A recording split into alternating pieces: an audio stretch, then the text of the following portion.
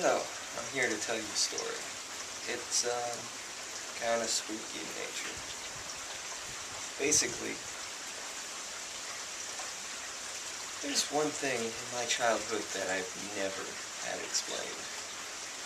When I was younger, I had a Teddy Ruxpin doll. You know, one of those little bears that reads you storybooks. I knew you put a cassette tape in his back. So, I didn't actually believe he was alive. But, he was still pretty dear to me.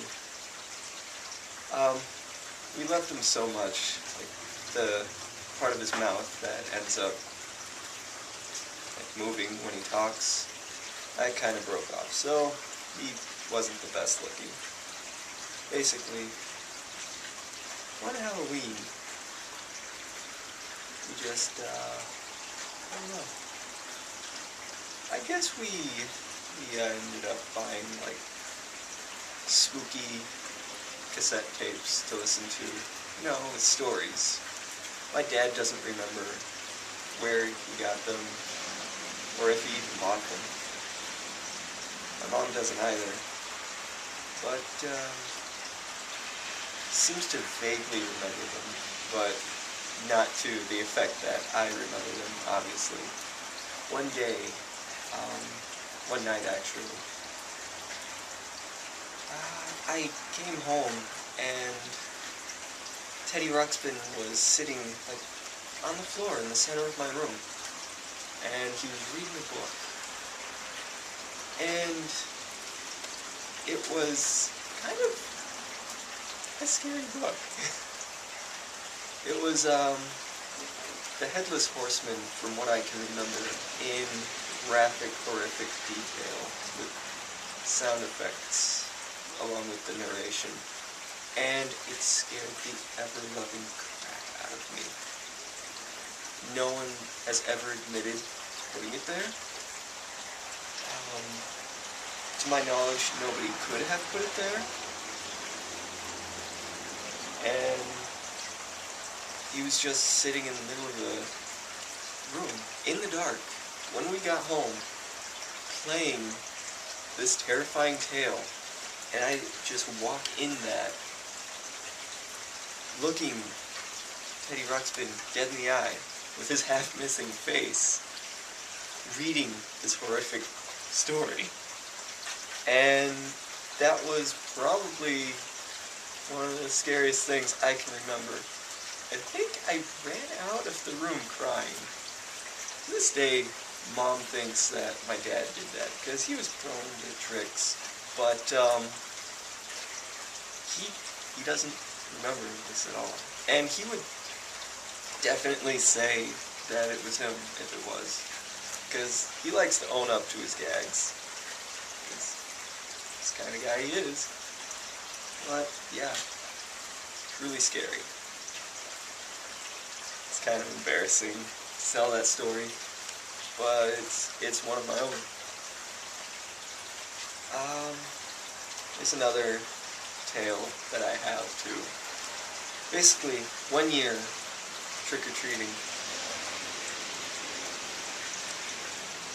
I don't remember what I was dressed up as. I was either Spider-Man or Venom, because I really love Marvel Comics. And what better way to scare off, like, scary things than be a superhero? So, I was a superhero. I was a ninja a couple of years too. One year I was even a Ninja Turtle. I had like this awesome rubber mask. And I miss that rubber mask so much.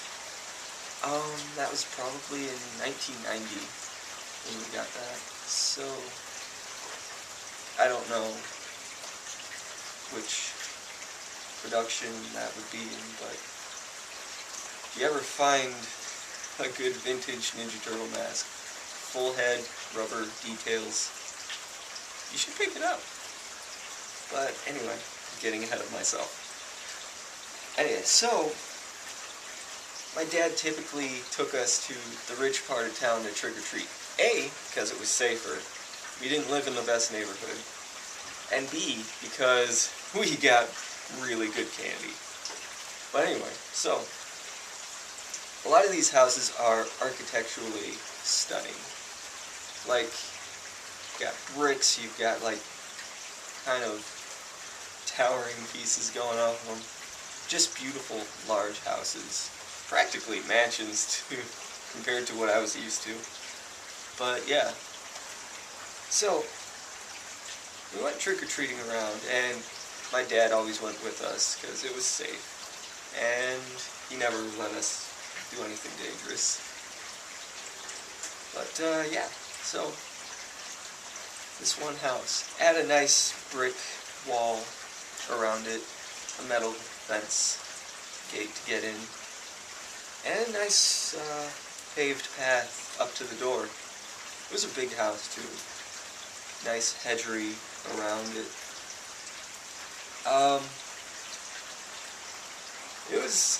There was a lot of pretty loud noises in there.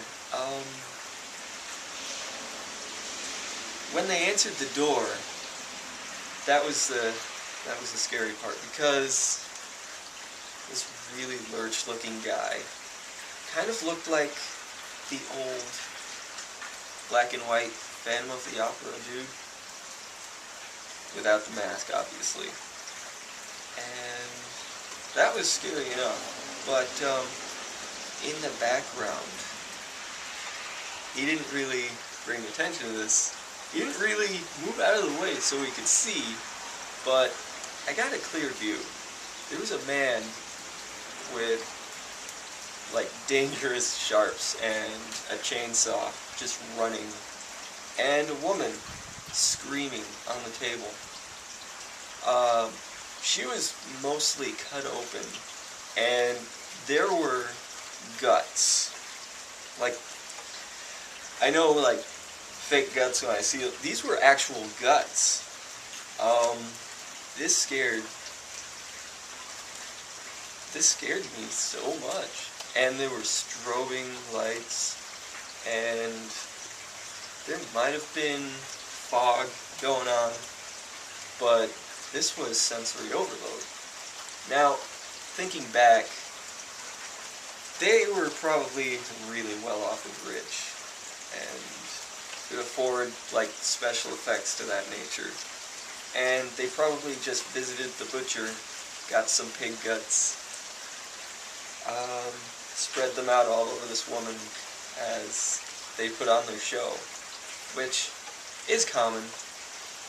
A lot of people do fun tricks like that.